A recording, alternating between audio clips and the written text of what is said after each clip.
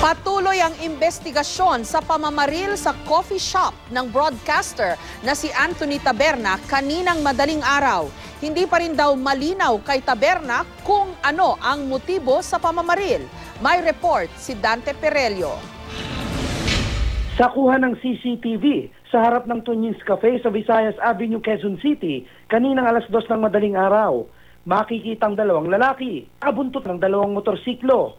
Maya-maya pa, walang habas na nagpaputok ng baril ang mga sospek at tumakas sakay ng naghihintay na motorsiklo. Sa CCTV video naman ng katabing establishmento, makikitang lumapit muna ang mga lalaki sa gwardya bago ang pamamaril sa kapihan.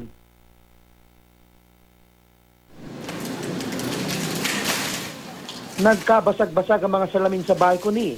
Tagtad ng tama ng bala ang iba pang salamin ng coffee shop na pagmamayari ng broadcaster na si Anthony Taberna. Ayon sa gwardya na nilapitan ng mga lalaki, tinanong daw siya kung may baril siya, nang sabihin daw niyang wala. Sabay bunot na siya ng baril at sinabihan niya ako na wag daw akong papalag. Mabilis daw ang mga pangyayari at madilim noon, kaya di raw niya namukhaan ang mga salarin. Wala namang nasaktan sa pamamaril dahil agad nakapagtago ang security guard ng coffee shop. Sarado na rin noon ang kapihan kaya wala na rin ibang tao.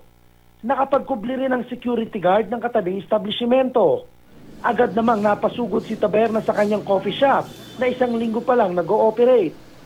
Hindi pa raw malinaw sa kanya ang motibo ng pamamaril. As to personal motives, hindi rin natin masabi or sa trabaho natin. Araw-araw naman kasi meron tayong nababatikos, baka merong nasasaktan dyan pero I cannot speculate sa ngayon kung ano yung rason. Pinag-aaralan na ng mga otoridad ang kuha ng CCTV para matukoy ang mga salarin.